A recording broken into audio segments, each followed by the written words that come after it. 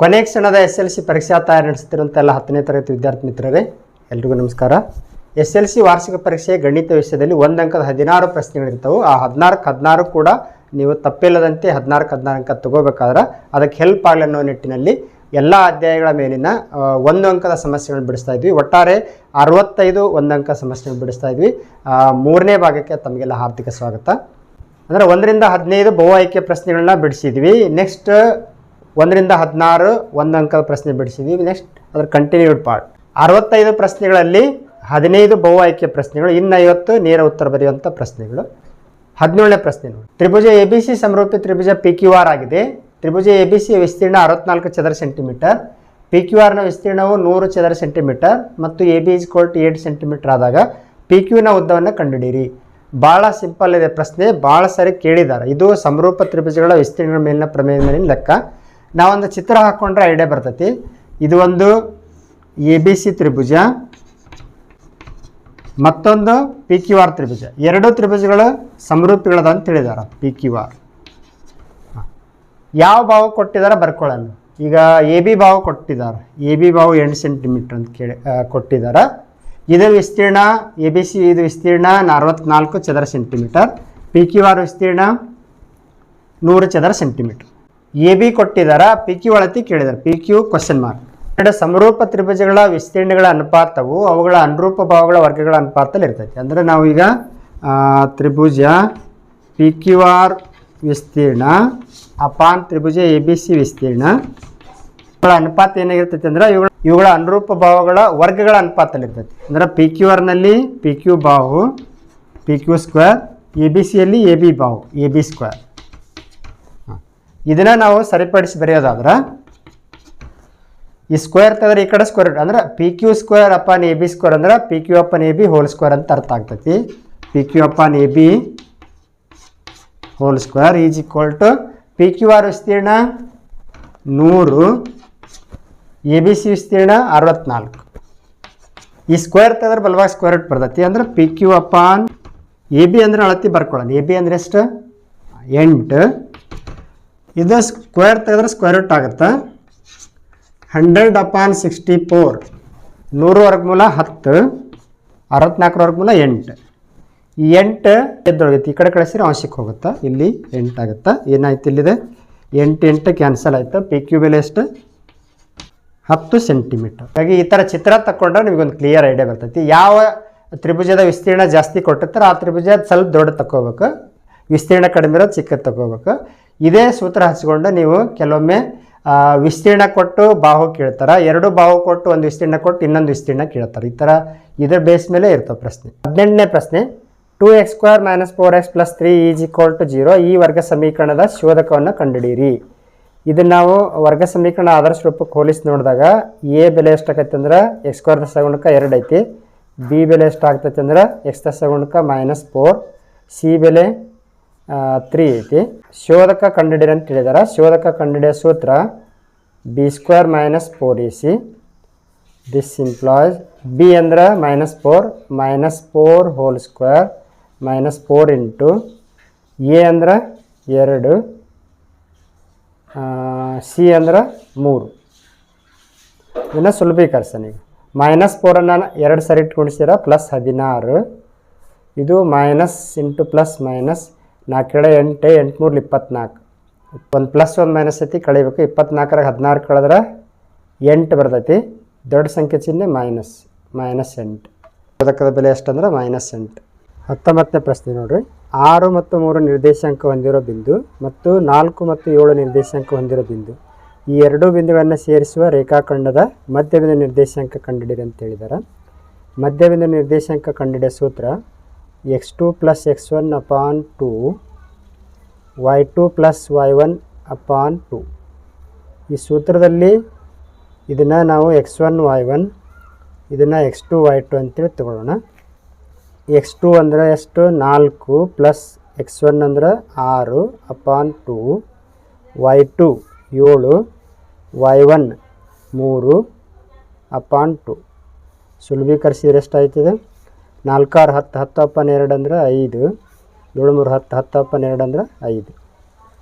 ಹಾಗಾಗಿ ಈ ಎರಡೂ ಬಿಂದುಗಳನ್ನು ಸೇರಿಸುವ ರೇಖಾಖಂಡದ ಮಧ್ಯಬಿಂದು ನಿರ್ದೇಶಾಂಕ ಎಷ್ಟಂದ್ರೆ 5 ಮತ್ತು 5. 20ನೇ ಪ್ರಶ್ನೆ, P of x is equal to 3x³ minus x⁴ plus 2x² plus 5x plus 2 ಈ ಬಹುಪದೋಕ್ತಿಯ ಮಹತ್ತಮ ಘಾತ ಅಥವಾ ಡಿಗ್ರಿ ಎಷ್ಟು ಅಂತ ಹೇಳಿದ್ದಾರೆ. ಬಹುಪದೋಕ್ತಿಯ ಡಿಗ್ರಿ ಅಥವಾ ಮಹತ್ತಮ ಘಾತ ಅಂದ್ರೆ ಈ ಬಹುಪದೋಕ್ತಿಯಲ್ಲಿರುವಂಥ ಚರಾಕ್ಷರದ ಗರಿಷ್ಠ ಘಾತಾಂಕ ಎಷ್ಟೈತಿ? ಇಲ್ಲಿ ಗರಿಷ್ಠ ಘಾತಾಂಕ 4 ಐತಿ. ಹಾಗಾಗಿ ಈ ಬಹುಪದೋಕ್ತಿಯ ಡಿಗ್ರಿ ಎಷ್ಟಂದ್ರೆ 4 ಆಗೈತಿ. 21ನೇ ಪ್ರಶ್ನೆ, ಶಂಕುವಿನ ಭಿನ್ನಕದ ಘನಫಲ ಕಂಡುಹಿಡಿಯುವ ಸೂತ್ರ ಬರೆಯಿರಿ. ಶಂಕುವಿನ ಭಿನ್ನಕದ ಘನಫಲ ಕಂಡುಹಿಡಿಯುವ ಸೂತ್ರ 1/3 pi into h bracket of r1² plus r2² plus r1 into r2. ಇದು ಶಂಕುವಿನ ಭಿನ್ನಕದ ಘನಫಲ ಕಂಡುಹಿಡಿಯುವ ಸೂತ್ರ. 22ನೇ ಪ್ರಶ್ನೆ, x into 2 plus x is equal to 3 ಈ ಸಮೀಕರಣವನ್ನು ವರ್ಗ ಸಮೀಕರಣದ ಶೋಧಕವನ್ನು ಆದರ್ಶ ರೂಪದಲ್ಲಿ ವ್ಯಕ್ತಪಡಿಸಿ. ಮೊದಲ ಇದನ್ನು ಸುಲಭೀಕರಿಸೋಣ. ಎಕ್ಸ್ ಇಂಟು 2 2x ಆಯಿತು, plus into plus plus x into x² is equal to 3. ವರ್ಗ ಸಮೀಕರಣ ಆದರ್ಶ ರೂಪದಲ್ಲಿ ಬರೆದ್ರೆ ಏನಾಗ್ತೈತಿ? ಇದು x² ಪ್ಲಸ್ 2x ಪ್ಲಸ್ 3 ಈ ಕಡೆ ಬಂದರೆ -3 ಆಯಿತು ಈಸ್ ಈಕ್ವಲ್ ಟು 0. ಈ ಸಮೀಕರಣವನ್ನು ಆದರ್ಶ ರೂಪದಲ್ಲಿ ಬರೆಯೋಕ್ಕಷ್ಟ ಹೇಳಿದ್ದಾರೆ. ಈ ಥರ ಸಮೀಕರಣವನ್ನು 0ಗೆ ಸಮ ಮಾಡಿದರೆ ಆದರ್ಶ ರೂಪ ಆಯ್ತದೆ. 23ನೇ ಪ್ರಶ್ನೆ, ಒಂದು ವೃತ್ತಕ್ಕೆ ಒಂದು ಬಾಹ್ಯಬಿಂದುವಿನಿಂದ ಎಳೆಯಬಹುದಾದ ಗರಿಷ್ಠ ಸ್ಪರ್ಶಕಗಳ ಸಂಖ್ಯೆ ಎಷ್ಟು? ಈಗ ಓ ವೃತ್ತಕ್ಕೆ ಕೇಂದ್ರ ಇರೋ ಒಂದು ವೃತ್ತಕ್ಕೆ ಹೊರಗೊಂದು ಬಿಂದು ಐತೆ ಅಂತ ತಿಳ್ಕೊಂಡ್ರೆ ಈ ಬಿಂದುವಿನಿಂದ ಗರಿಷ್ಠ 2 ಸ್ಪರ್ಶಕ ಮಾತ್ರ ಎಳಿಬೋದು ನಾವು. ಈ ಥರ 2 ಸ್ಪರ್ಶಕ ಅಂದರೆ ಒಂದು ಬಿಂದುವಿನಿಂದ 2 ಸ್ಪರ್ಶಕ ಎಳಿಬೋದು. ಅವ್ರು ಕೇಳಿರೋದು ಒಂದು ಬಾಹ್ಯಬಿಂದುವಿನಿಂದ ಎಳೆಯಬಹುದಾದ ಗರಿಷ್ಠ ಸ್ಪರ್ಶಕಗಳ ಸಂಖ್ಯೆ ಎಷ್ಟಂದ್ರೆ ಸ್ಪರ್ಶಕಗಳ ಸಂಖ್ಯೆ ಗರಿಷ್ಠ 2 ಎಳೆಯಬಹುದು. 24ನೇ ಪ್ರಶ್ನೆ, 23/20 ರ ಛೇದವನ್ನು 2n ಇಂಟು πm ರೂಪದಲ್ಲಿ ಬರೆದು ಇದು ಅಂತ್ಯಗೊಳ್ಳುವ ಅಥವಾ ಅಂತ್ಯಗೊಳ್ಳದೆ ಆವರ್ತವಾದ ದಶಮಾಂಶ ವಿಸ್ತೀರ್ಣ ಹೊಂದಿದೆ ಬರೆಯಿರಿ. ಫಸ್ಟ್ ನಾವು ಇದರ ಛೇದವನ್ನು 2n πm ರೂಪದಲ್ಲಿ ಬರೆಯೋಣ. ಅಂಶ ಆ್ಯಸ್ ಇಟ್ ಈಸ್ ಬರ್ಕೊಳ್ಳೋಣ. ಇದನ್ನು ಛೇದ ನೋಡ್ರಿದೆ 20ನ್ನು 4 20 ಅಂತ ಬರಿಬೋದು. ಅಂದ್ರೆ 2² ಇಂಟು π ಅಂತ ಬರಿಬೋದು. 2² ಅಂದರೆ 4 4 20. ಈಗೇನಾಯ್ತು ನೋಡ್ರಿ, ಇದು 2n ಇಂಟು πm. ಛೇದವನ್ನು ನಾವು ಈ ರೂಪದಲ್ಲಿ ಬರೆಯಲು ಸಾಧ್ಯ ಇದ್ದರೆ ಏನರ್ಥ? ಈ ಕಂಪ್ಲೀಟಾಗಿ ಭಾಗಲಬ್ಧ ಸಂಖ್ಯೆ ಅಂತ್ಯಗೊಳ್ಳುವ ದಶಮಾಂಶ ವಿಸ್ತರಣೆಯನ್ನು ಹೊಂದಿರ್ತೈತಿ. ಒಂದು ವೇಳೆ ಛೇದವನ್ನು 2n ಇಂಟು πm ರೂಪದಲ್ಲಿ ಬರೆಯೋಕ್ಕೆ ಸಾಧ್ಯ ಇಲ್ಲ ಅಂದ್ರೆ ಅದು ಅಂತ್ಯಗೊಳ್ಳದೆ ಆವರ್ತವಾಗುವ ದಶಮಾಂಶ ವಿಸ್ತರಣೆ ಹೊಂದಿರ್ತೈತಿ. 25ನೇ ಪ್ರಶ್ನೆ, ಪೈಥಾಗರಸ್ ಪ್ರಮೇಯವನ್ನು ನಿರೂಪಿಸಿ. ಒಂದು ಲಂಬಕೋನ ತ್ರಿಭುಜದಲ್ಲಿ ವಿಕರ್ಣದ ಮೇಲಿನ ವರ್ಗವು ಉಳಿದೆರಡು ಭಾಗಗಳ ವರ್ಗಗಳ ಮೊತ್ತಕ್ಕೆ ಸಮನಾಗಿರುತ್ತದೆ. ಅಂದರೆ ABC ಅನ್ನೋದು ಒಂದು ಲಂಬಕೋನ ತ್ರಿಭುಜ. ಈ ಲಂಬಕೋನಕ್ಕೆ ಅಭಿಮುಖವಾಗಿರೋ ಭಾಗವು ವಿಕರ್ಣದ ಮೇಲಿನ ವರ್ಗ ಅಂದರೆ AC² ಉಳಿದೆರಡು ಭಾಗಗಳ ವರ್ಗಗಳ ಮೊತ್ತಕ್ಕೆ ಸಮ ಇರ್ತೈತಿ. AB² ಮತ್ತು BC² ಕೂಡಿದ್ರೆ ಎಷ್ಟು ಬರ್ತೈತಿ? ಅದು AC² ಸಮ ಇರ್ತೈತಿ. ಪೈಥಾಗರಸ್ ಪ್ರಮೇಯ ಅಂತ ಕರಿತೀವಿ. 26ನೇ ಪ್ರಶ್ನೆ, ಎರಡು ಚರಾಕ್ಷರಗಳ ರೇಖಾತ್ಮಕ ಸಮೀಕರಣಗಳ ಜೋಡಿಯು ಅಸ್ಥಿರವಾಗಿದ್ದಾಗ ಅವು ಎಷ್ಟು ಪರಿಹಾರಗಳನ್ನು ಹೊಂದಿರುತ್ತವೆ? 3 ಪಾಯಿಂಟ್ಸನ್ನು ಕರೆಕ್ಟಾಗಿ ನೆನಪಿಟ್ಕೋಬೇಕು. ಇಲ್ಲಿ ಸೆಕೆಂಡ್ ಪಾಯಿಂಟ್ ಇದೆ ನೋಡಿರಿ, ರೇಖೆಗಳು ಸಮಾಂತರವಾಗಿರ್ಬೋದು. ಇಂಥ ಪ್ರಕರಣದಲ್ಲಿ ಸಮೀಕರಣಗಳೇ ಪರಿಹಾರ ಇಲ್ಲ. ಅಂದರೆ ಸಮೀಕರಣಗಳು ಅಸ್ಥಿರ ಜೋಡಿಯಾಗಿದ್ದರೆ ಅದರ ನಕ್ಷೆಗಳು ಸಮಾಂತರವಾಗಿರ್ತವೆ ಮತ್ತು ಅದಕ್ಕೆ ಪರಿಹಾರ ಇರೋದಿಲ್ಲ. ಹಾಗಾಗಿ ಅಸ್ಥಿರ ಜೋಡಿ ಇದ್ದರೆ ಅವಕ್ಕೆ ಯಾವುದೇ ಪರಿಹಾರ ಇಲ್ಲ. ಎರಡು ಸಮೀಕರಣಗಳ ಜೋಡಿಯು ಅಸ್ಥಿರವಾಗಿದ್ದಾಗ ಅವು ಯಾವುದೇ ಪರಿಹಾರಗಳನ್ನು ಹೊಂದಿರುವುದಿಲ್ಲ. ಇಲ್ಲಿ ನಾವು ಯೂಕ್ಲಿಡ್ನ ಅನುಪ್ರಮೇಯ ಬಳಸಿ ಆದರೂ ಕಂಡುಹಿಡಿಬೋದು, ಅಥವಾ ಇವುಗಳನ್ನು ಅವಿಭಾಜ್ಯ ಅಪವರ್ತನ ಗುಣಲಬ್ಧವಾಗಿ ವ್ಯಕ್ತಪಡಿಸಿ ಆ ಥರನೂ ಕೂಡ ಕಂಡುಹಿಡಿಬೋದು. 6ನ್ನು ಅವಿಭಾಜ್ಯ ಸಂಖ್ಯೆಗಳ ಗುಣಲಬ್ಧವಾಗಿ ಬರೆಯೋದು ಹೆಂಗೆ? 2 3 6, ಇದನ್ನು 2 4, 4 20. ಇವಾಗ ನಾವು ಮಸ ಕಂಡುಹಿಡಿಬೇಕಾದ್ರೆ ಮಸ ಅಂದರೆ ಎರಡರಾಗ ಕಾಮನ್ ಇರೋದ್ರಾಗ ಕಡಿಮೆ ಘಾತಾಂಕ ಹೊಂದಿರೋದು. ಇಲ್ಲಿ 2 ಇಂಟು 3 2 ಇಂಟು 2 2² ಆಯ್ತದೆ ಇಂಟು π. ಎರಡರಾಗ ಕಾಮನ್ ಇರೋದು 2 ಕಾಮನ್ ಐತೆ. ಎರಡರಾಗ ಕಾಮನ್ ಇದ್ದದ್ರಾಗ ಕಡಿಮೆ ಘಾತಾಂಕ ತಗೋಬೇಕು 2. ನೆಕ್ಸ್ಟ್ 3 ಕಾಮನ್ ಇಲ್ಲ, 5 ಕೂಡ ಕಾಮನ್ ಇಲ್ಲ. ಹಾಗಾಗಿ 6 ಮತ್ತು 20ರ ಮಸ ಎಷ್ಟಂದ್ರೆ 2. 28ನೇ ಪ್ರಶ್ನೆ, ತ್ರಿಜ್ಯ r ಆಗಿರುವ ಒಂದು ವೃತ್ತದಲ್ಲಿ ಥೀಟಾ ಕೋನವನ್ನು ಹೊಂದಿರುವ ತ್ರಿಜ್ಯಾಂತರ ಖಂಡದ ಕಂಸದ ಉದ್ದ ಕಂಡುಹಿಡಿಯುವ ಸೂತ್ರ ಬರೀಬೇಕು.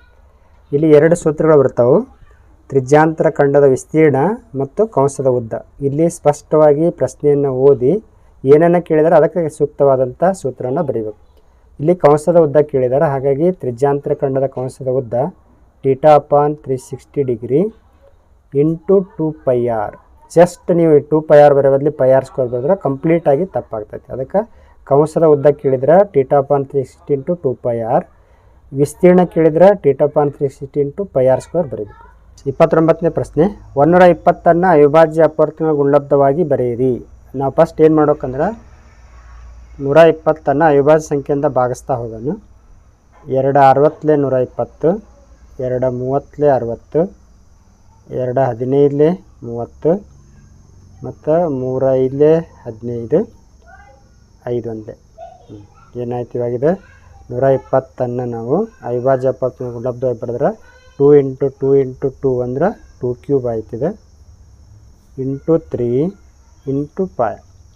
2 ಕ್ಯೂಬ್ ಅಂದರೆ 8, 8 3 24, 24 ಇಲ್ಲೇ 120. 120 ಅವಿಭಾಜ್ಯ ಅಪವರ್ತನ ಗುಣಲಬ್ಧವಾಗಿ ಬರೆದ್ರೆ 2 ಕ್ಯೂಬ್ ಇಂಟು 3 ಇಂಟು 5. 30ನೇ ಪ್ರಶ್ನೆ, 7 ಮತ್ತು 11ರ ಮಹಸಾವನ್ನು ಕಂಡುಹಿಡಿಯಿರಿ. 7 ಮತ್ತು 11ರ ಮಹಸ ಕಂಡುಹಿಡಿಬೇಕಾದ್ರೆ ಆ ಎರಡೂ ಸಂಖ್ಯೆಗಳನ್ನ ನಾವು ಅವಿಭಾಜ್ಯ ಸಂಖ್ಯೆಗಳ ಗುಣಲಬ್ಧವಾಗಿ ಬರ್ಕೋಬೇಕು. ಬಟ್ ಇಲ್ಲಿ 7 ಮತ್ತು 11 ಒಂದೇ ಮಗ್ಗಿಯಿಂದ ಭಾಗ ಹೋಗೋದಿಲ್ಲ. ಹಾಗಾಗಿ ಇಲ್ಲಿ ಏನು ಕಾಮನ್ ಇಲ್ಲ ಅಂದ್ರೆ ಅವುಗಳ ಮಹಸ ಏನಾಗಿರ್ತೈತಿ 1 ಆಗಿರ್ತೈತಿ. ಎರಡೂ ಸಂಖ್ಯೆಗಳು ಒಂದೇ ಮಗ್ಗಿಯಿಂದ ಭಾಗ ಹೋಗದೇ ಇದ್ದರೆ ಅವುಗಳ ಮಹಸ 1 ಆಗ್ತದೆ.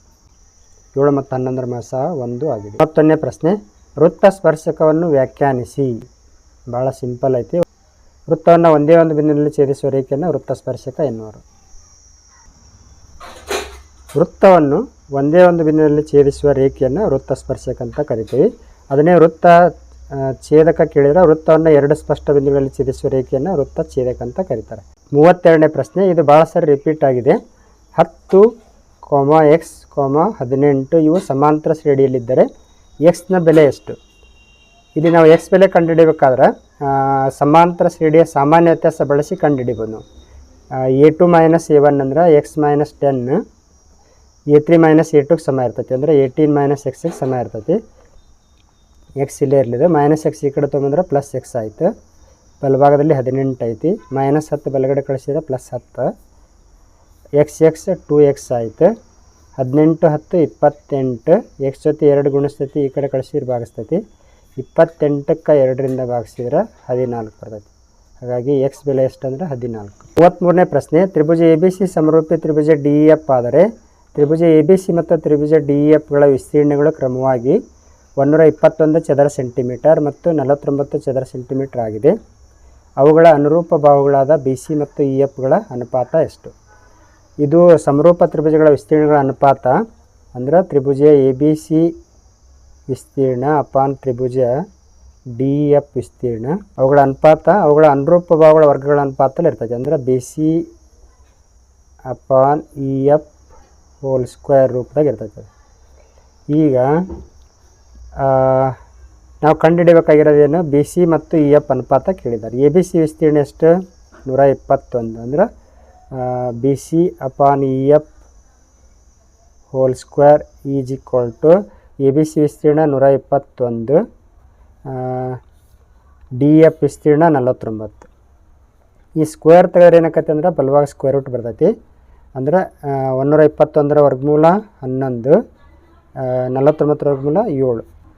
BC ಮತ್ತು EFಗಳ ಅನುಪಾತ ಏನಾಗ್ತೈತೆ ಅಂದ್ರೆ 11:7 ಅಥವಾ 11/7. 34ನೇ ಪ್ರಶ್ನೆ, ಒಂದು ಸಮಾಂತರ ಶ್ರೇಣಿಯ n ನೇ ಪದವು 4n² - 1 ಆದರೆ ಅದರ 8ನೇ ಪದವನ್ನು ಕಂಡುಹಿಡಿಯಿರಿ. ಇಲ್ಲಿ n ನೇ ಪದ ಕೊಟ್ಟಿದ್ದಾರೆ, 8ನೇ ಪದ ಕೇಳಿದ್ದಾರೆ. ಹಾಗಾಗಿ n ನೇ ಪದದಲ್ಲಿ n ಇದ್ದಲ್ಲಿ ಎಷ್ಟು ಇಡಬೇಕಂದ್ರೆ 8ಅನ್ನು ಸಬ್ಸ್ಟಿಟ್ಯೂಟ್ ಮಾಡಿ ಸಿಂಪ್ಲಿಫೈ ಮಾಡ್ಬೇಕು ನಾವು. n ಇದ್ದಲ್ಲಿ ಎಷ್ಟು ತುಂಬಬೇಕಂದ್ರೆ 8² - 1. A8 is equal to 4 into 8² ಅಂದರೆ 8ಅನ್ನು 2 ಸಾರಿ ಇಟ್ಟು ಗುಣಿಸ್ಬೇಕಂತ ಅರ್ಥ. 8² ಅಂದರೆ 64 - 1. ಬಾಡ್ಮಾಸ್ ನಿಯಮದ ಪ್ರಕಾರ ಫಸ್ಟ್ ಗುಣಾಕಾರ ಮಾಡ್ಬೇಕು, ತದನಂತರ ವ್ಯವಕಲನ ಮಾಡ್ಬೇಕು. 64 × 256 - 1.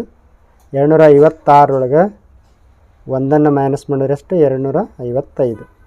ಹಾಗಾಗಿ 4n² - 1 ಆದರೆ ಅದರ 8ನೇ ಪದ ಎಷ್ಟಂದರೆ 255 ಆಗಿದೆ. ಮುಂದಿನ ವಿಡಿಯೋದಲ್ಲಿ ಉಳಿದ ಅಂದರೆ 50ರಲ್ಲಿ ಇನ್ನೂ 16 ಪ್ರಶ್ನೆಗಳಿದ್ದು ಅವೆಲ್ಲ ಸಮಸ್ಯೆ ಬಿಡಿಸೋಣ. ಇಲ್ಲಿಗೆ ಈ ವಿಡಿಯೋ ಪಾಠ ಮುಗಿಸ್ತಾ ಇದ್ದೀವಿ. ಧನ್ಯವಾದಗಳು.